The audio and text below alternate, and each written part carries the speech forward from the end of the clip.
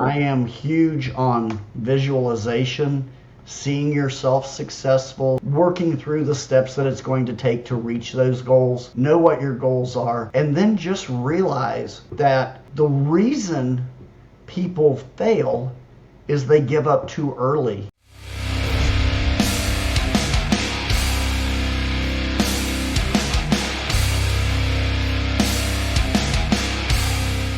Good morning. Welcome to the Ronin Mindset podcast.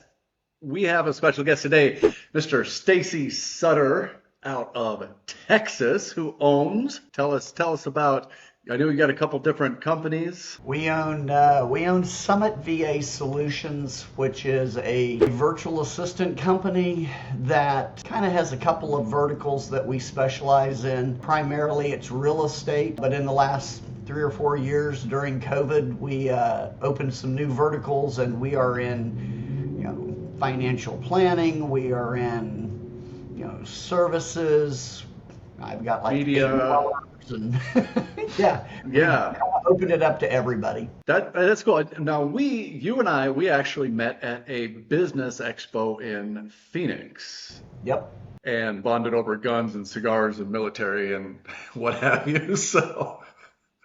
But since then I have used your VA services several times and always been best of the best. I've never had a single problem. All of your VAs have been absolutely top notch. Not a complaint with any of them. So I will personally vouch for anybody looking to use VA and go to Stacy.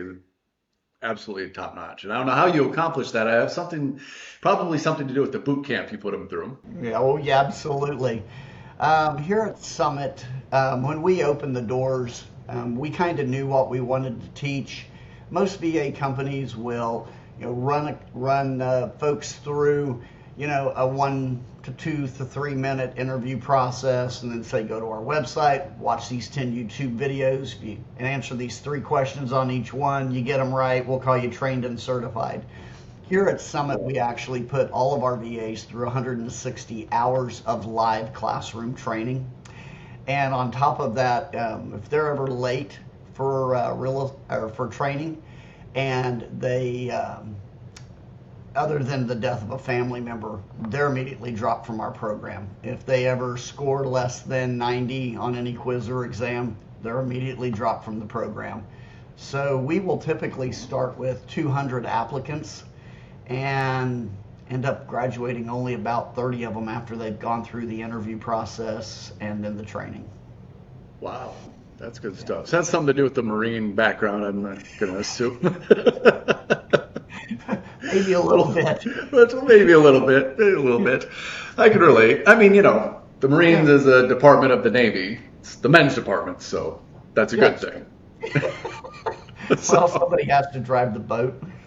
Right. So, no, I think that's key. Like you said, there's a lot of VA companies out there. I mean, there's a ton, but the actual training and that filtering process is key to getting quality VAs.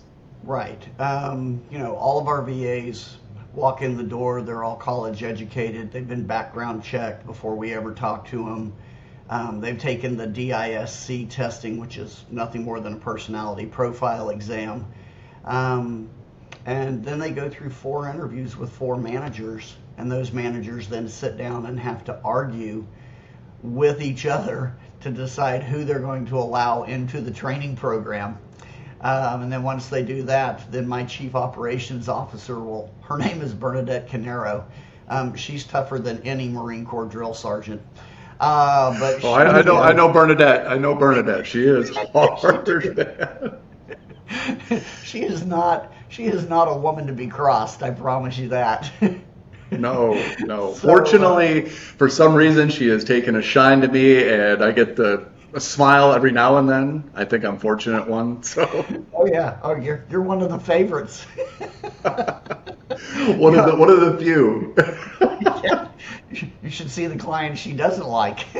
Oh, God, I can't even imagine. I can't imagine. I'm going to have to stop by the Philippines after I get done with my little world tour here. Oh, yeah. She's up in Baguio, which is about 4 hours north of Manila. Let her know she's coming, and we will roll out the red carpet of hospitality for you. I think I plan on getting through the Philippines. Like, I don't really have a schedule. We were talking about this before we started Yeah. recording. I mean, I'm in Spain right now, and it's you got the challenges, the power outlets, the everything, you name it. But I plan on hitting Southeast Asia next, and the Philippines real high on my list. So if that happens, I definitely, and I told her that if I got through the Philippines, I would stop in Baguio and say hi. So, Oh, absolutely. Let her know, and she'll put you up. We've got a really nice hotel we stay in Baguio. Really unique. It's kind of like the old embassy suites, where it's oh wide yeah, open in the middle, but the difference okay, is it's literally wide open. I mean, they don't have they have glass doors that slide down, but 99% of the time those doors are up and birds are flying through. And I mean, you figure that right now it's close to probably 90, 95 down in Manila. Up in yeah. Baguio, she's complaining they're having a heat wave. It's a whopping 63 there yesterday. Oh my And she's wearing shorts and a t-shirt and complaining that it's hot. I'm like, God. it's 101 in Houston. Yeah, yeah, I think it's about 96 or something here in Marbella. It's hot and humid right now, so Oh yeah, they're having a little bit of a heat wave here in Europe. yeah. Well, So, it's that time of the year for everybody. yeah. Well, I think, Bernadette is hard, but I mean that helps with the quality because she doesn't take any shit, first of all, Yeah. Oh, from absolutely. VAs or clients. But that's one of the huge advantages too. There's a couple things that I really liked about Summit VA Solutions was one, you're in Texas, so it's an American-based company. But you've got Bernadette running things on the ground in the Philippines. So you're not just dealing with somebody who's a country away, you're dealing with an Americanized company but based in the Philippines. Well, yeah, an Americanized company with operations in the PI, and matter of fact, my entire team is in the Philippines. The other thing about Summit, about 97, 98% of our VAs are all personal referrals from VAs who already work here. So Okay. there is never a situation, like 2% of the time, that we don't personally know the person working for the company. And we can literally go and knock on their door and go, hey, what's going on? Because Yeah. most of them all live in Baguio, and it's not that big a town. The other nice thing is, and most people don't realize this, but most VA companies are chartered offshore somewhere, but they're not in the Philippines. Maybe their managers are, here in the US or wherever. We actually own a Philippine corporation. And the purpose of that is if there was ever an issue, and not that we've ever had one, but we have the ability to bring the full weight of the Philippine government down on somebody. Most of these VA companies, you don't know, is that really their name? Is that really their email address? Is that really their home address? If something were to happen, and in the early years of VAs, it was quite common that a VA would get a job and go in and steal an entire database. And we've never had anything like that happen with us. And most of the bigger companies, I know most of the presidents of those companies, and they haven't had any issues. President Duterte, who just left office, made the rules around stealing confidential information so severe that it's not worth the crime. The Philippines used to have that bad reputation of don't send anything there, you'll lose it. The penalty now for stealing a single piece of confidential information is a minimum of 3 years in prison and roughly the equivalent of 2 years worth of your income. And if your family doesn't bring you food in prison that day, you don't eat. So it's not like No. Philippines prison is something I am put on my checklist of things to avoid. Yeah, it's not a tourist attraction. Yeah, I mean, I like being in touch with the culture, but that's a part of the culture I'm probably just going to skip because it's similar to Mexico prison, I think, because it's sort of the same thing. If your friends and family don't bring you something to eat, Yeah, and in Mexico, something for the guard, yeah, you're not going to eat that day. yeah. The Philippines, so I've been going back and forth because I've had VAs now working with me, Bernadette and Cecile in particular. I've been going back and forth for the last 13 years. And Wow. when I first started going over, my insurance company required me to carry basically a kidnap policy because one of their big industries was kidnapping middle-aged, fat, balding white guys, and ransoming them for money and not returning the body. Or you'd get like Wow. 40% of the body back, after you paid the Not a bill. good deal. No, today, President Duterte came in about 6.5 years ago with the political promise to clean up the Philippines. Today, I walk around Manila. It used to be I had to have armed security with me when anytime I left the hotel property.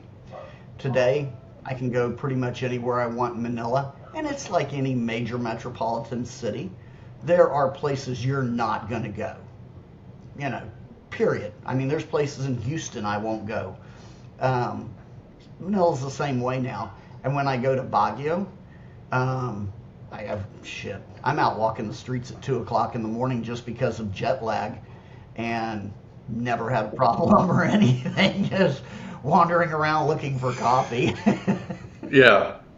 So that's now okay. I heard Duarte was just harsh, especially on the drugs, like shoot first, ask questions later type of thing. And a lot of people kind of gave him shit for that. But like you said, over the last 6 years, things have changed in the Philippines quite a bit. Oh, immensely. It's a 180-degree turnaround.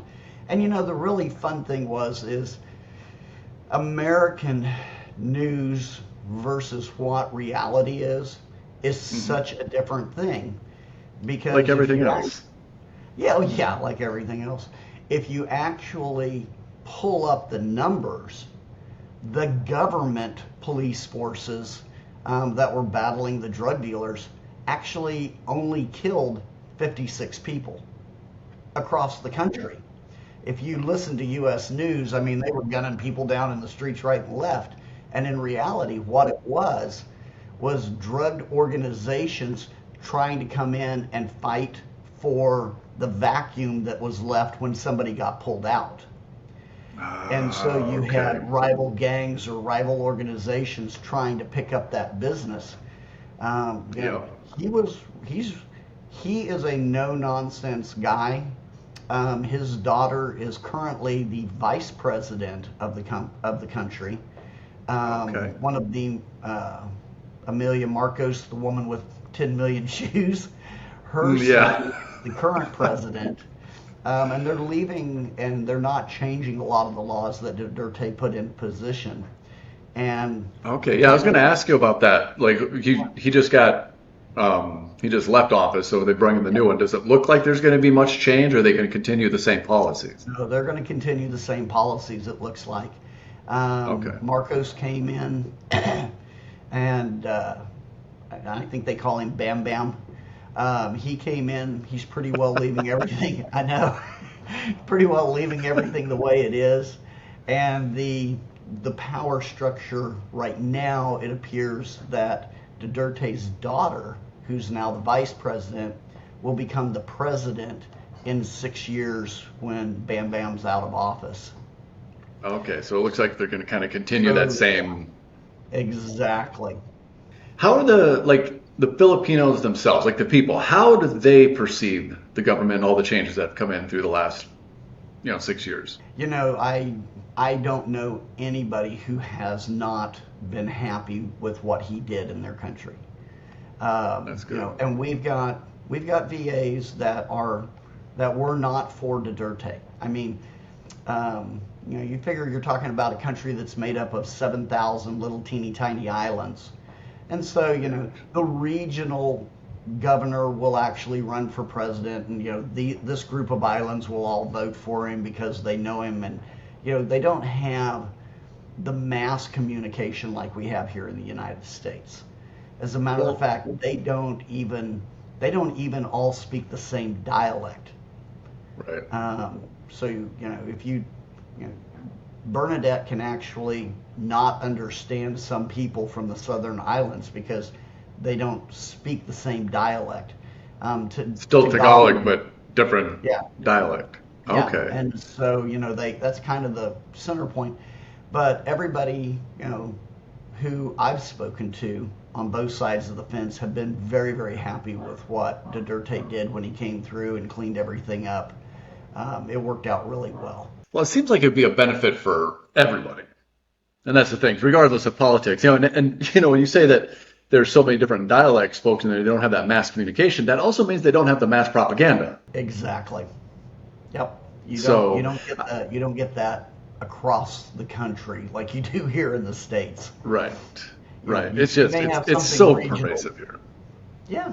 Oh, it's just crazy. Yeah, it's Yeah, horrible. It's horrible. Yeah. I don't know. Well, that's good. I'm gonna go. I'm definitely gonna add Philippines as a month. I don't really have a plan. Yeah. I'll be in Thailand next week, and that's as far as I know about anything. So I have an idea in my head. I'm probably gonna go to Vietnam after that, but Yeah. it's who knows? Who knows? It's a toss-up. You're a world traveler. Yeah, well, whatever I can find good internet. So one thing about here, with all the issues I've had, the internet speed is still running at 500 up and 300 down. So Yeah. Can't beat it. no, it's absolutely You'll find fantastic. you'll find the same thing in the Philippines. You consider that call centers and outsourcing, or VAs, are the second fastest growing segment of their economy. One of Duterte's initiatives was he went in and improved the infrastructure for the internet in the Philippines. I mean, Bernadette lives clear up in the mountains, 4 hours north of Manila by bus, and she has fiber optic cable. Okay. And it's like, So fast. wow. Oh yeah. I mean, if there's a problem with the internet, it's typically on my side and not theirs. Right. Well, when we were doing when I was using, I think there was a point where we had 4 of your VAs on staff, and never had a single issue. The only issue we ever had was hurricanes. That was, it happens. It's not a hurricane, it's a typhoon. Right. That side of the world, it's typhoon. But yeah, during typhoon season, every once in a while we get that text from Glyza like, yeah. On Thursday, Typhoon Mary will be coming through. Yeah, Right. the nice thing is in our training, what we do is, tell the VA, it's just like a hurricane. It's coming. In the Philippines, it hardly even slows down because it's just once again, an accumulation of a bunch of small islands. So it usually passes Right. over in a day. But Yeah, so it doesn't grab and stay like it does in Houston or someplace like it that. doesn't sit here and flood the city, but the thing is it passes over doing 220 miles an hour. And in a country where half the houses are made out of concrete and the other half are made out of corrugated metal, corrugated metal doesn't stand up to 220 miles very well. I'm surprised there's any corrugated metal left. I mean, It's not hard to find your roof. It's just 2 blocks over and down a block. if you're lucky, it might be, next island over. That's possible too. It happens. It happens. Yeah. Hey, have you ever been to Cebu City or Lapu-Lapu? Never Lapu-Lapu and Cebu.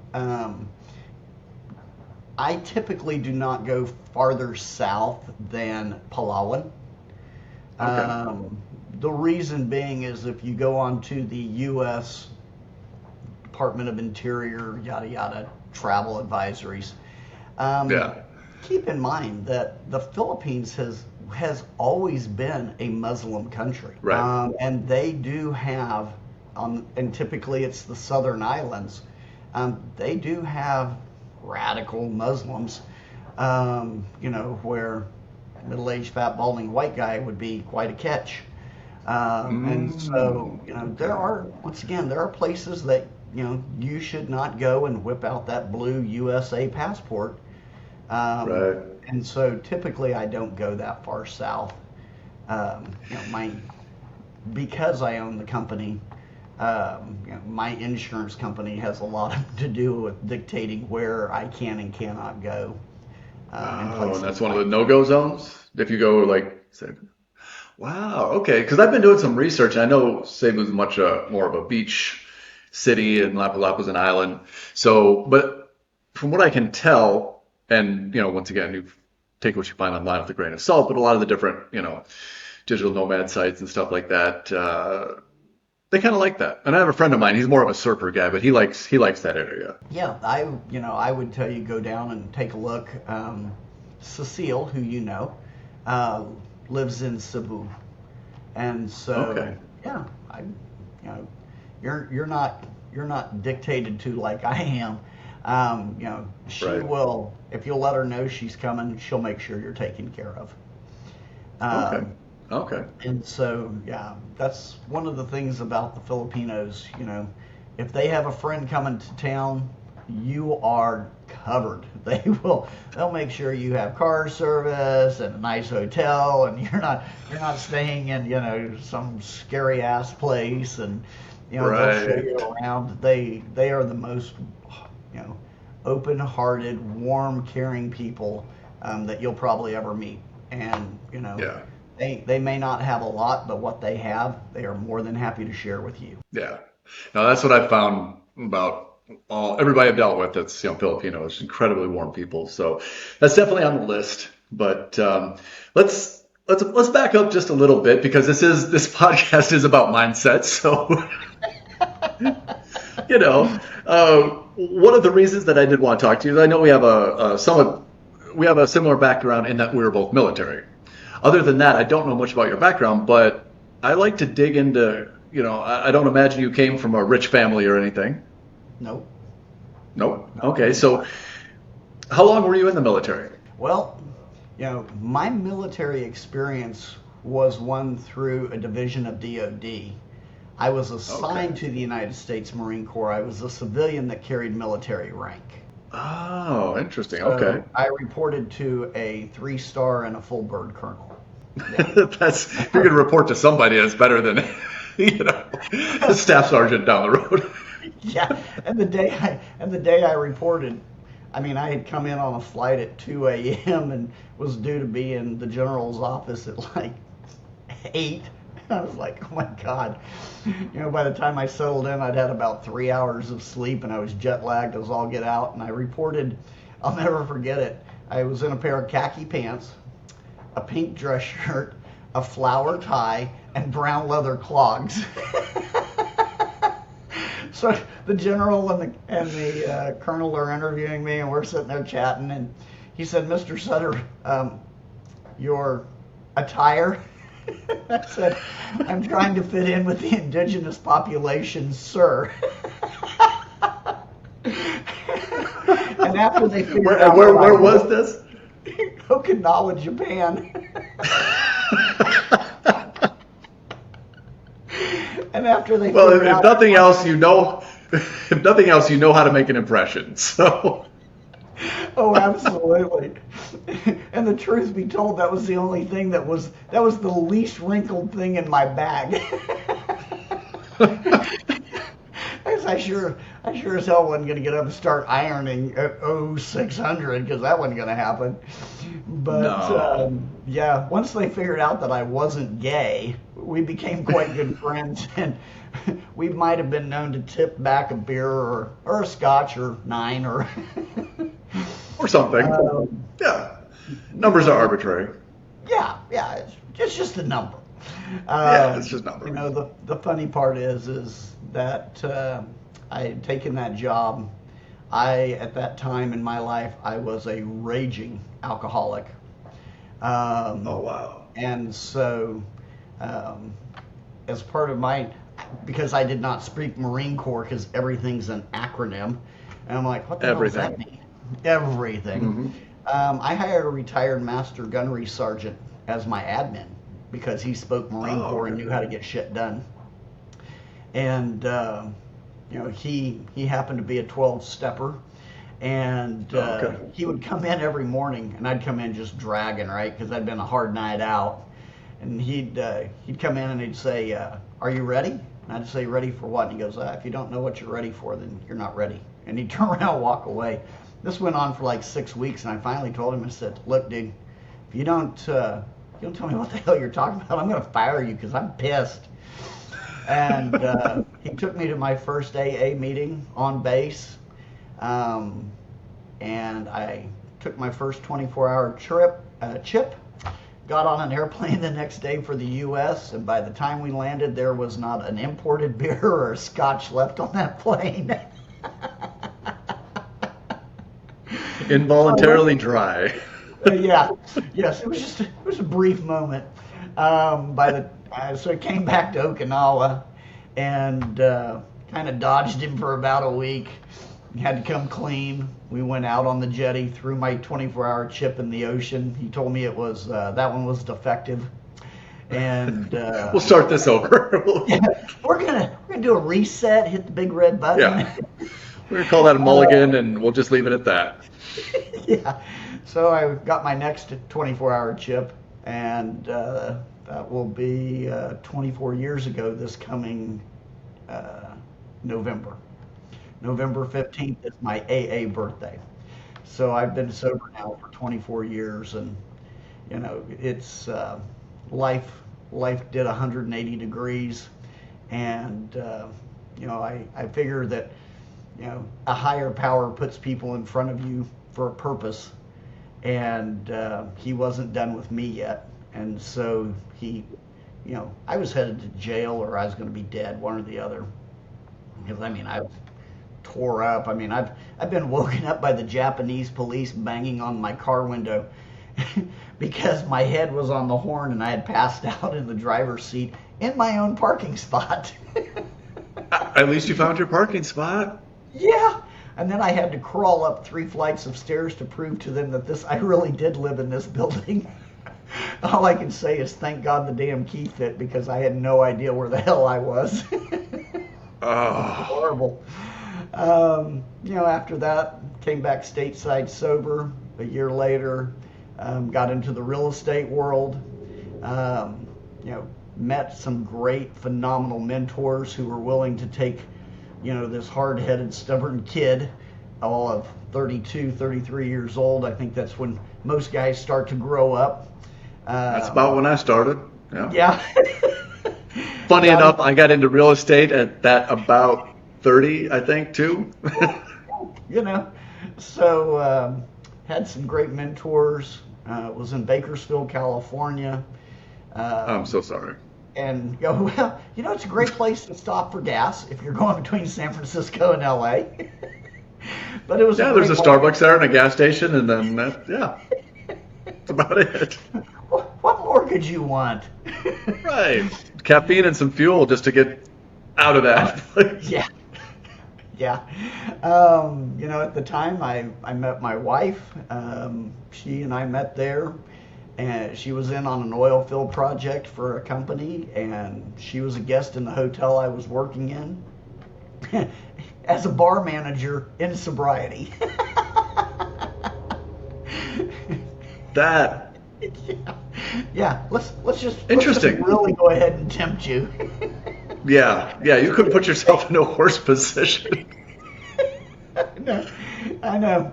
And so anyway, learned how to sell foreclosed homes from the U.S. Department of Housing and Urban Development. Grew that into a little business. Did $5 million my first year in real estate. And then she came home one day and said, "Hey, Halliburton is moving me home to Houston." And I was like, "You have a nice trip, because I ain't going back to Houston. I grew up here, and there's no way." And she'll tell you to this day that she wasn't really sure I was going to show up until I pulled into the driveway with my 17-foot canoe strapped to the roof of my Mitsubishi Montero. And came to Houston, not knowing, all of my friends were gone. I mean, I graduated high school here, and um, I grew up in the oil industry, and so didn't really know anybody. Started a HUD foreclosure sales company. That led me into working with a guy who was getting out of the REO or foreclosure world. And I ultimately ended up working a deal where I bought his company when he retired. We grew that into one of the 10 largest REO companies in the United States. And, Bernadette and Cecile came in the last 6 years of that. Bernadette streamlined operations because, as you know, she's an industrial engineer. Cecile's a computer engineer, and, they got shit squared away, and we went from doing 150 deals to 350 deals a year. And that was before there were really big teams. We had a team of 27. And then when the REO world kind of crashed and burned, I was exhausted because I had been going at it at 100 miles an hour since 99. Now we're talking it's like 2017, 2018.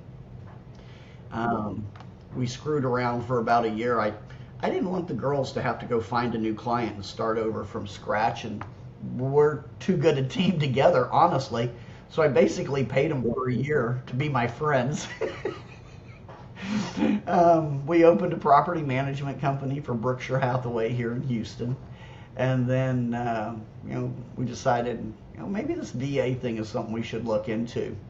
So we literally started Summit with $6,000. I mean, that was it. Started out of my bedroom. Then I built a tool shed in my own backyard that was 8 by 12, and that was the corporate headquarters for Summit VA Solutions. I could go like this and almost touch both sides of the walls. Like, got it. Yeah, just me. That's just me. I mean, I know I have friends whose wives have bigger walk-in closets than my office was. It's efficient, Stacy. It's efficiency. Yes, efficiency, yes. We were always very efficient. I never had to get out of my chair. Everything was within reach. Everything. Everything, literally. And, then a couple of years ago, during COVID, we ended up building the building we're in now. Because of where I live in the old historic district here in Houston. We have a 10,000 square foot lot on a corner, so we built a 1,500 square foot garage and put 1,500 square feet of office space above it. So my wife in the oil industry works over there, and then I have my office here. Okay, so you're in that office right now. Yeah. Very and cool. just for so you know, that door right there, the glass pane, that's the door to the walk-in humidor. I still have yet to come down there and smoke a cigar with you. We're either going to meet there or Cuba, one of the two. Absolutely. I love it. You got a walk-in humidor. I'm like really jealous right now. Yeah. But I mean, it'd be tough for me to have a walk-in humidor since essentially I'm homeless right now. So yeah, you may just want to stay with a travel box and those little pouch things. Yep, absolutely. I don't know what the cigar situation is like in Southeast Asia, but it's pretty rough, and you're going to pay a premium. Wonderful. If you're in the Philippines, they do have a Philippine cigar that built, manufactured, grown, processed, and manufactured there. Okay. Don't smoke. No. Okay. Forewarned is forearmed. That's right. Call me. I will ship you a box. I may take you up on that too. Oh. I may be coming back to this that side of the world shortly. I don't know what side of the world I'm in. I can see the Mediterranean right out my window though, so. I'm jealous. Yeah, Do you dive? No, I don't. I've got a sneaking suspicion that I've got perforated eardrums. Uh-huh. And I think that has to do with my time in the military, lots of big explosions and things like that. But anytime like in Mexico, I did a lot of snorkeling when I was around Playa del Carmen, Cancun, Cozumel. I did a lot of snorkeling. It's wonderful there. But anytime I go down, even just 8, 10 feet, I mean, it would hurt. And then like when I get done, I remember one time I was bringing my gear back to the car and the water just started pouring out of my mouth and nose. And everybody's like, "Oh, it's just a matter of clearing your ears." I'm like, "No, it's not exactly that with me. It's something different because the water gets into my head, Yeah. Gets into your and I don't know brain. what the cure to that is. Yeah. Yeah, I don't think scuba diving is on my list. It's something I would love to do. I got friends they just did deep water certification. They went down 80, 90 feet, something like that in Thailand. But yeah, like 8 feet messes me up. I don't think 80 feet would do me any favors. No. We would be So dragging you back up off the bottom. You would not be a yeah, happy yeah. camper. No, no. And that's really sad too, because I've been to a lot of different places that have just amazing scuba diving too, and something Yeah. that I would love to do. I just don't think it's in the books. Yeah. Club Paradise in Palawan. If while you're in the Philippines, it's worth the 2 or 3 days. It's a private island. Staff ratios like three staff members to a guest. Great food. You have to take a boat to get out to it. The only thing there is their resort. They do have these giant Gila monster looking lizards that are about 8 foot long and stand about 3.5, 4 foot tall. That Love will it. They're not scare the Komodo whole. dragons, right? They are. Oh, okay. I'm gonna go ahead and stay away from those too. I don't mind looking at them from a safe distance, but they can move. Oh yeah, they're fast. They're I was fast. walking down the little trail back to my bungalow, and I'm hearing this like behind me. And I turned around, and here's this giant ass lizard just walking behind me. He's having a good day. Sitting on the beach, they come swimming out of the water. I'm like, holy crap! Not only can they run fast, they can also swim. You got to be kidding me. Things are Wonderful. massive. Yeah, it's like holy shit. Oh, and their bite is incredibly venomous, right? Well, it's they don't kill things. They bite it 2 or 3 times, and they have so much bacteria in their mouth that it ultimately kills you. You die of bacterial infection. Then they come back and eat the rotted meat. And it's like, oh god, Oh, yeah. So yeah, I can think of better ways to go. yeah, I can too. Oh, so that's on, and I always pronounced it Palawan, but that's not correct, is it? It's It's Palawan. Palawan. Okay, so Palawan. Yeah, because that's on my list of places to go. I mean, it looks absolutely beautiful. I haven't been there, but the beaches look just Oh, amazing. pure white, powder soft sand, crystal clear water. Everybody is super nice. I've been I may going not to leave. you might not. Club Paradise, which is where I typically will go to dive in Palawan. Um, they just do an amazing job for you.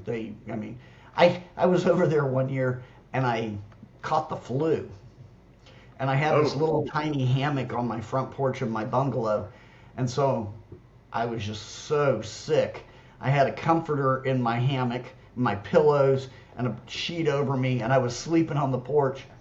And the staff would come by at least once an hour to make sure I had food. Did I need water? Did I need something to drink? They have a doctor on the island who prescribed me some antibiotics. They didn't have a lot, but we'll give you what we have. we got And something. I'm like, holy crap! I don't get this kind of service in the U.S. I know. Well, Yeah. not to mention, if you got to be sick, being sick in a hammock is better than Oh yeah. in a Looking bed over somewhere. Yeah. crystal clear blue water, a reef, and white sandy beaches with palm trees. Yeah, if you're gonna be sick there. Yeah, be sick there because you're going to get better, Yeah. you know. So and that's still going to be there. Yeah, that's the thing. I don't. If I find a place down there with Wi-Fi and it's like that, I'm going to have a big time trouble pulling up stakes and moving on. Yeah, it's and the weird thing about the Philippines is you know, so you have Palawan, blue Yeah. water, white sandy beaches, sunny, and that's kind of what you think the image of the Philippines is. But when you Right. go to That's Baguio, yeah, desert island in the middle of over there in the middle of the Pacific and the East China Sea.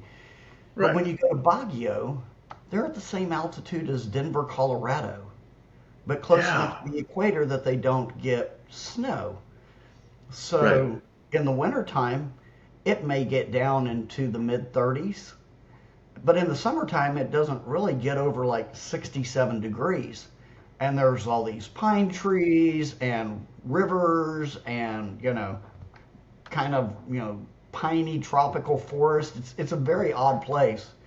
I love going, and it's considered the summer capital of the Philippines because all the people from Manila will go to Baguio on vacation or just to get out of the heat for the weekend. And so it's a great town. But you go, really? I'm in the Philippines? There's like pine trees and running water and No. where the It's more hell? like Flagstaff. I don't. Yeah, what the hell You know, wrong that with you? surprised me because I actually ended up becoming pretty good friends with some of the VAs that got through you. Like Glyza is still talking to her. She's stateside now, but yeah, she would. Oh, this is going on, and I'm like, you're in the Philippines, right? Like, oh, it just didn't make sense to me. But and the funniest thing was too, because obviously when they were working, it was on our time, so they were working like 11 at night to 7 in the morning. Right. And right about toward the end of the afternoon, if I was talking to her or something, I'd hear the roosters going. I'm Yeah. like, what? Is that chickens? She's like, yeah, I'm sorry. I'm like, don't apologize. Actually, it's like she's like, yeah, my dad has a lot of big roosters. Yeah. I always laugh. So on my computer, when I'm talking to Bernadette at 4 o'clock in the afternoon, it's like 5 a.m. in the Philippines, and that's when the Yep, roosters wake up, and that's how I know yep, I have an hour left in my day when the roosters start, because it's like the guy behind her has in the Philippines, cockfighting is still legal. yep. So he's got like an entire farm of these roosters for cockfighting, and they go off at 4 o'clock on the dot every afternoon. It's like got an Yep. hour left. Yep. When I was in Vegas and Phoenix, that was about 4 o'clock our time. It was the same thing. It was like clockwork. Mhm. I'm like, I would give her so much shit about it. Oh, I know. I used to give Bernadette grief all the time. Now I don't even hear them hardly. It's like, Right. oh, chickens, It's yeah, more like just, hey, almost done with work, so the yeah. roosters are going off. And for them, it's We like have that. Like, oh, we have an hour left. Get everything done. it's amazing. I loved hearing that. I don't know why. It was so funny to me, but at the same time, I was like, ah, it's because I think Glyce's dad did. I think he had a couple roosters that he did cockfighting with too. But yeah, they were just on point every single afternoon for us. Yeah. Yep. Same here. You gotta love it. But yeah, it's you know I I encourage most Americans. You and we've had the opportunity to travel in different parts of the world. Um, I find it interesting that most Americans never leave the United States. In Europe, Yeah. it's like the northeast part of the U.S. I mean, you can drive for 2 hours and have gone through 4 states. In Europe, you drive 2 hours, you've gone through 4 countries. Yep. Most Americans don't realize how the rest of the world lives.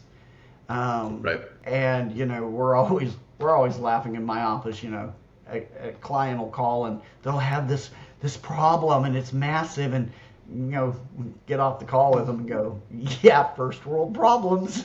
you know, my computer shut Exactly. down and I don't know how to restart it. It's like, I know. I know. Like me when my little light burned out here, I was like, that's right. The power supply is different here in Spain. Yeah, that's the most first world problem ever. I'm like really yeah. bummed. I'm like, what am I?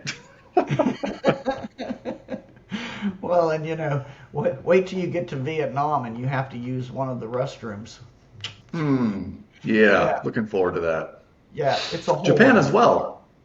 Yeah. Japan is a lot of fun because Japan has toilets that will take you 35 minutes to figure out how to flush it. So I've heard. All digital, computer, bidet, automatic, settings, heated seat, lights. I feel like it could be a disaster if you hit the wrong button. Oh, it could be. It's one of those deals where I'm like, Cecile, yes, I know you're a computer engineer. I can't flush the toilet. How do I do this?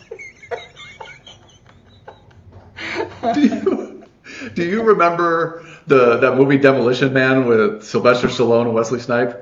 Yes. The 3 seashells? Yeah. That's going to be me. They're going to be like, he doesn't know how to use the 3 seashells.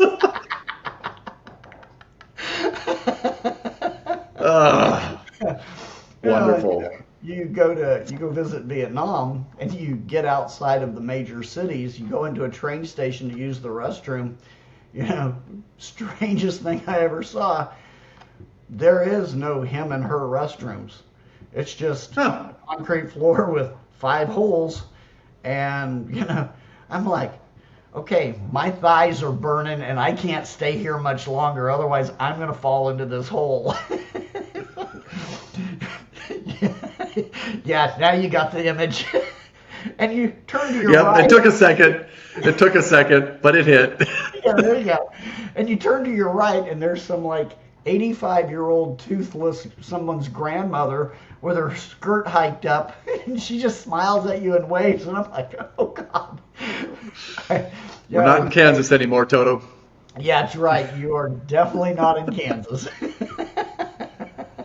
Yeah, see, that's one thing that I want to do too. I've got a friend of mine who lives in Saigon, and she was telling me about flower season in North Vietnam up by Hanoi, but I might take a tour up through there. I think I'm probably going to hit there a little bit toward the end of the year and take a little bit of a tour of both south to Da Nang and then up Da Nang and up through Hanoi, stuff like that.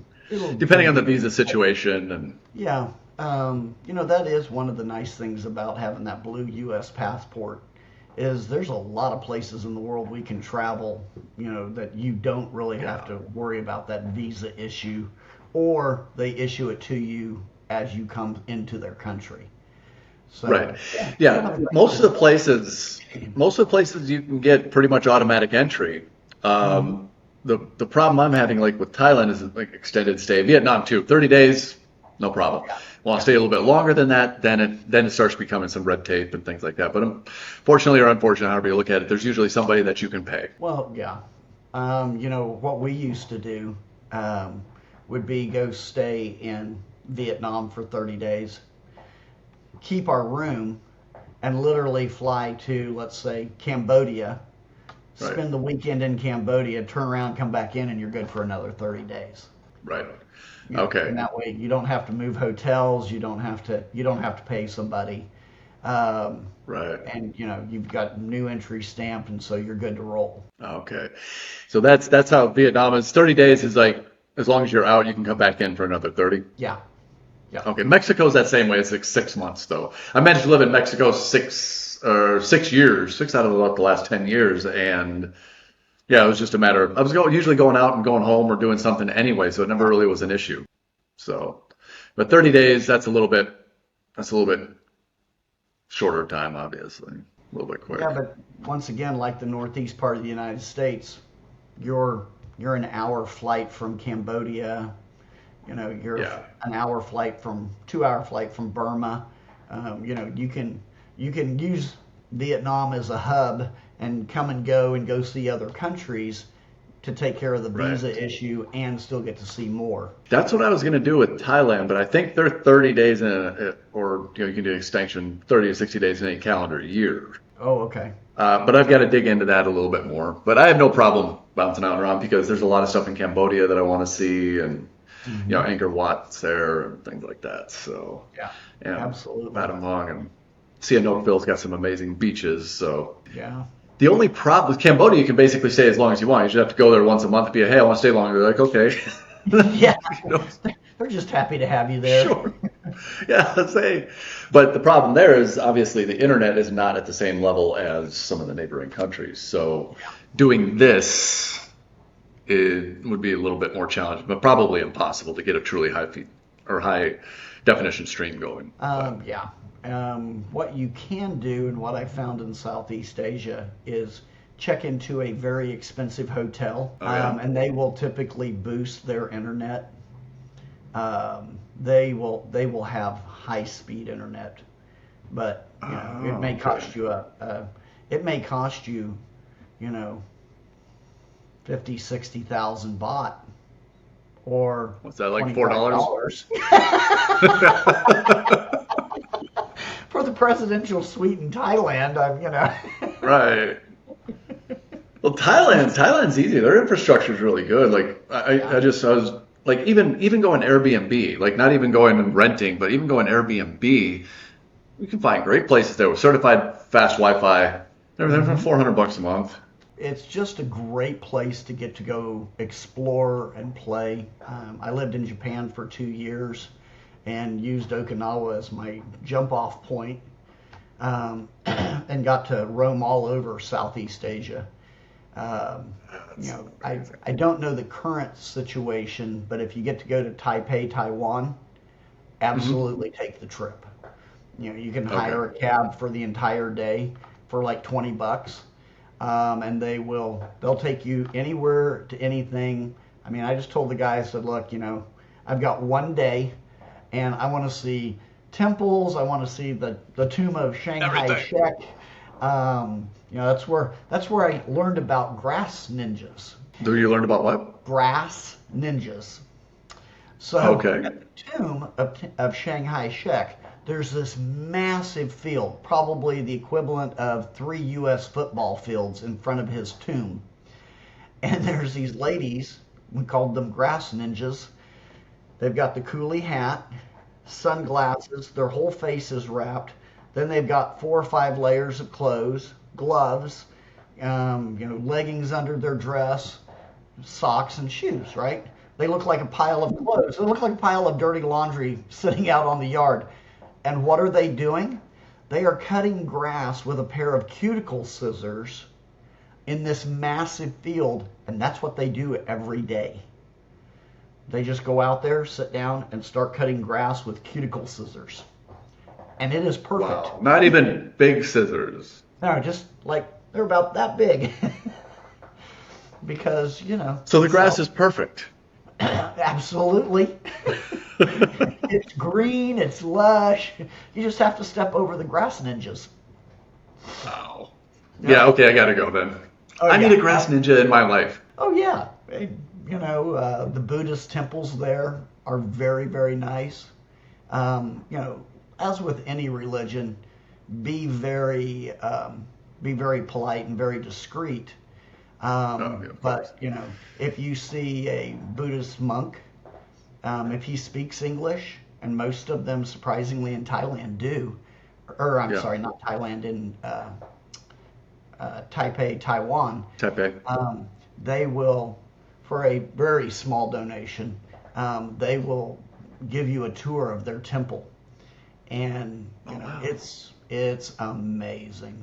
It truly is. I definitely want to do that. And it's an amazing thing too. It's so cheap because I did something similar to you when I was in Colombia for 3 weeks. Mm-hmm. And one day I just hired a cabbie. I'm like, I'm just going to pay you for the day. Yep. I want you to take me to every place I need to see in Cartagena. Mm-hmm. And I want you to take photos of me and entertain me with stories. Yeah. For $25. Yeah, it was like $25 or something. I got Castillo San Felipe, Zapatos de Viejo, like everything. And I got to see everything there was in Cartagena, from the walled city to out and everything else, for $25-30. Yeah. And He you was probably happy. bought lunch. Yeah, probably Went paid. lunch as a Benny, and hey, we were good to go. And he Yep, worshipped yep. around, you walked on, and you were safe. Yeah, I was safe. I got to see all the good stuff, and yeah, it was so I'm probably gonna do a couple day tours like that. Just hire somebody to bring me by all the different cities I'm at anyway. Yeah. But that's interesting in Taipei. I've never really considered that as a destination, but now it's on the list. Yeah, it's it has a really happening nightlife. You will think Really? you're. I mean, it's when you think of Asian neon lit streets with all the clubs and everything, kind of like Hmm. Thailand, Taipei is that same way. It's got that district, and I mean they have a pumping nightlife.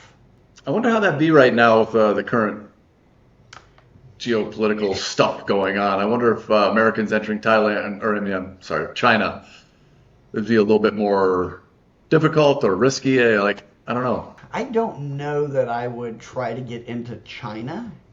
like mainland, Taipei is probably. Taiwan. Yeah, it's just across the water. I was in Hong Kong 2 years ago, and everything was fine in Hong Kong. And that's not a big deal. But Taipei, it's been a long time since I've been there, but it's a really, it's a really interesting culture because on one foot you've got the Americanized party scene and everything, Right, but then on the other side you have this very quiet, demure Buddhist religion. right. And it's kind of like, wow, you're like in two different worlds, with a Complete foot in each contrast. one of them. Yeah, Yeah. it's really quite interesting. I found Buddhism to be really interesting, um, and don't know enough about it, but there's some great things to go see. Yeah, and that's me. I'm not necessarily religious. If I was to tend toward any sort of organized religion, it'd probably be Buddhism. Yeah, But it's one of those things. It's more of a. I find that a lot of the Buddhist philosophies mirror a lot of the Stoic philosophies, yeah, yeah. and that's something that appeals to me anyway. So Yeah, it's kind of like, do nice things, be polite, you know, the rules that we should follow in our everyday life anyway. right, Yeah, right, yeah. It doesn't seem to be that difficult. It's when you distill it down to the basics, it doesn't seem to be that hard. yeah, really. And, I'm halfway to having their haircut anyway, so, Hey, you're there. there, Mine's all going a nice silver gray, but it's still there. I don't know what's going you on, got but it. it's still I, there. So, I'm jealous. I mean, I'll take it. I'm not going to fight it, but yeah, it's funny, and funny too. Like you're married, but I'm not. Yeah, And I remember, see, I got divorced when I was about 39, 40, somewhere in there. And I remember thinking that life was just over, like dating and all that kind of stuff. I'd been married for 8 years. Like, And I remember I was talking to this one little short, little, absolutely gorgeous Cuban girl in the bar, black curly hair, like whole life spent in a squat rack, yeah. and I was like, "How old are you?" Anyway, she's like, "Oh, I'm 21." I was like, "Ah." She's like, "How old are you?" And I was like, I'm just gonna, yeah, whatever, whatever. I was just like, I'm just gonna say it and whatever, and she'll go away. And I was like, I don't know, whatever, 39, 40, whatever it was, 40. And she was like, hmm, I think you're older than my dad. I was like, eh. Like, is that a problem? She's like, no, Poppy. I was like, oh, it's like that. Hey, maybe there's life after 40 anyway. Well, So I'm like, I'm just gonna let the gray go. I'm gonna let it go. I'm not gonna color that in. yep. It served me well. Yep. This turned white a few years back, and it was like, huh, I don't care. Eh. Uh, I I look wish like, mine would decide my beard because if I grow it out, it's kind of salt and pepper, but I got two white spots right here with black around it. It looks really like it can't decide what it's doing. So I got to keep it yeah, tighter. well, give it a little time. It'll all soon match, my friend. Yep, and I don't think it's too far away. Then I can grow it out. So right now it's in that in between. It's like the teenage beard. I don't know. It hasn't decided what it wants to be yet. So uh, maybe someday. I don't know. Shit. Well, you know what, Stacy? I know you got a lot of stuff to do. It's early where you're at. It's like 4 o'clock my time, but Yep. I'll let you go. Anything that you would like to share as far as mindset when it comes from starting small and building to something successful? When it comes to mindset, Probably the most important thing I've learned. I'm kind of a serial entrepreneur. I've started and ran 5 different companies. 2 of them have failed miserably. 1 we broke even, and 2 have been extremely successful. That sounds I've like a better learned ratio than more. most. Yeah, yeah. You know, I have learned more from the failures than I did from the ones that have been extremely successful. Right. You know, if people tell you, oh, go write down your goals, oh, review your goals daily, go, do whatever, my goal list is literally right there above the camera in front of my desk. Yep. I am huge on visualization, seeing yourself successful, working through the steps that it's going to take to reach those goals, know what your goals are, and then just realize that the reason people fail is they give up too early and they're not willing to put their nose to the grindstone. I mean, we started Summit literally out of a bedroom, moved it to a closet, started it with $6,000. We'll do $5.5 million this year. Right. And is it all just luck? No. I mean, I've been on the road for the last 8 years about 50% of the time doing trade shows like where I met you. It's out talking to people and making sales and, pushing your company. But then as you grow it, it gets a little easier and a little easier. And the next thing you know, you've got 380 virtual assistants and, a staff of 17. And I'm leaving tomorrow, Sunday, here in the States to go spend 2 weeks in the Philippines. And so, and nothing will fall apart while I'm gone. They really, honestly, I don't know why I'm here. They tell me I'm supposed to stay here, but I haven't figured out why, because everything revolves around me. I'm not the center of the universe, but, I'm the figurehead in the U.S., and Right. the staff takes care of 99% of what needs to be done.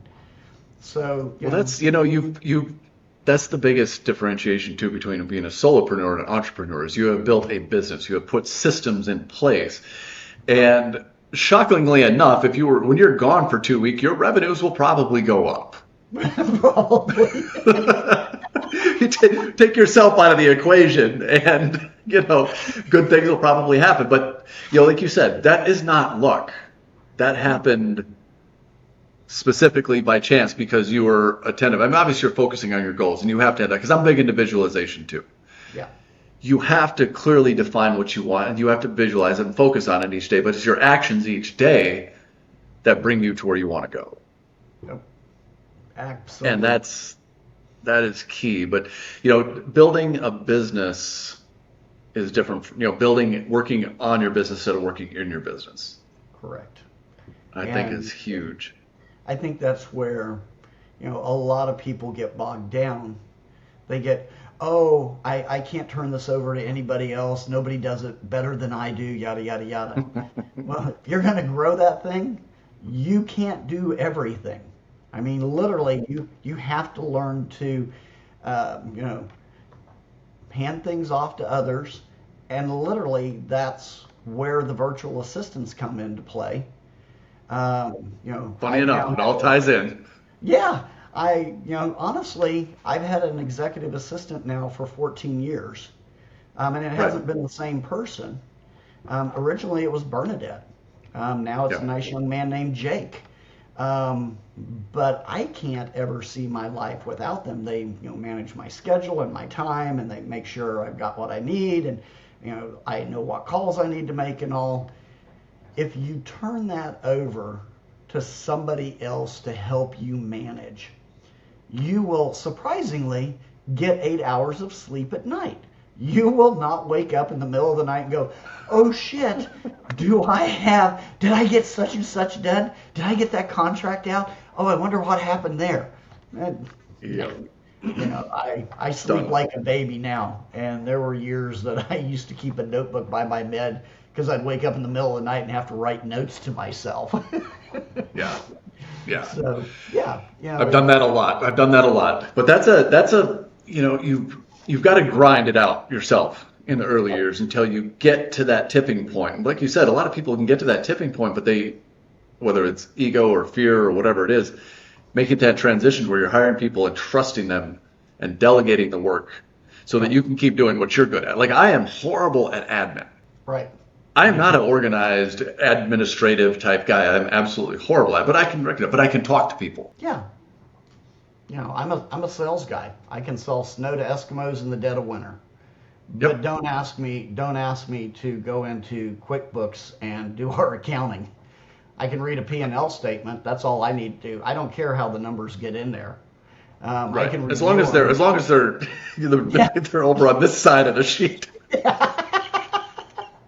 So how they get in there is whatever. I don't care. I want to Yeah, make sure that this number is the right number. that's right. As long as that number at the bottom, when I add it up, it all works, and I know where all that money went, we're golden. Yeah, Hmm. absolutely. But that's Exactly. that's not my specialty. And No. outsource what you're weak at, Yep.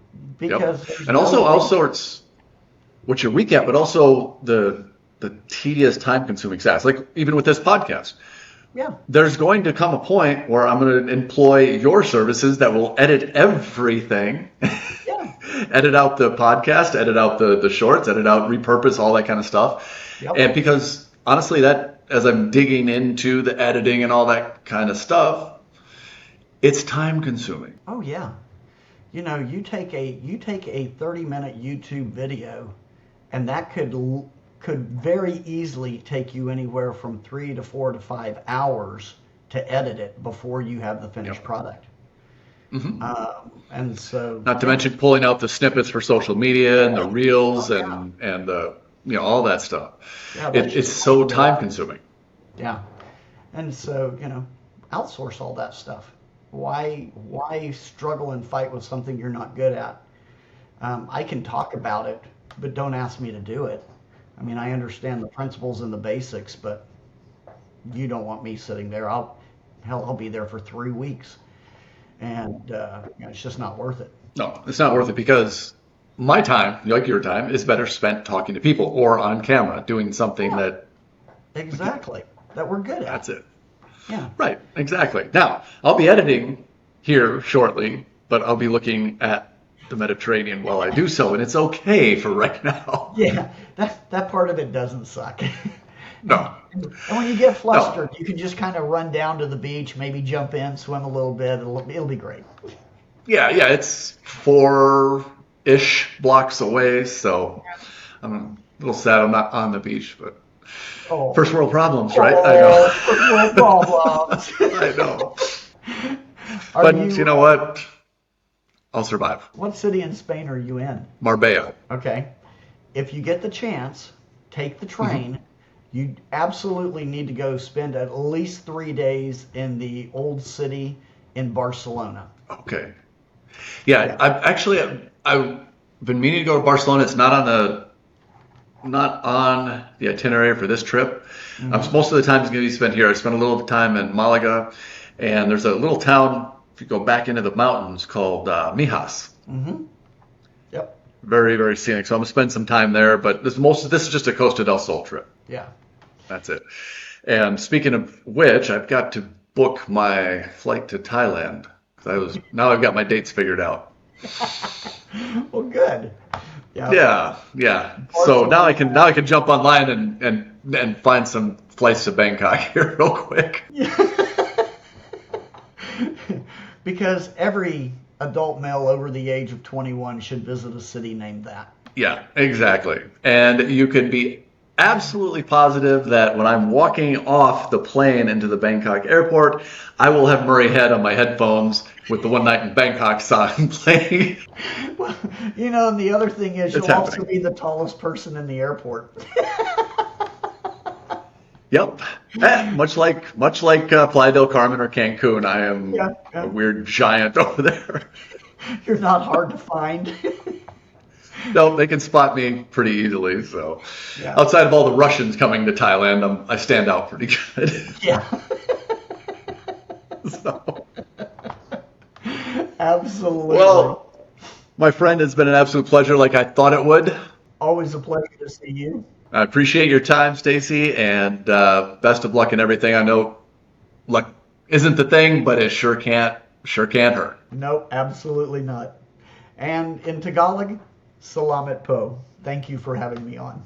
Thank you. Enjoy your time in the Philippines, my friend. Will do. Take care.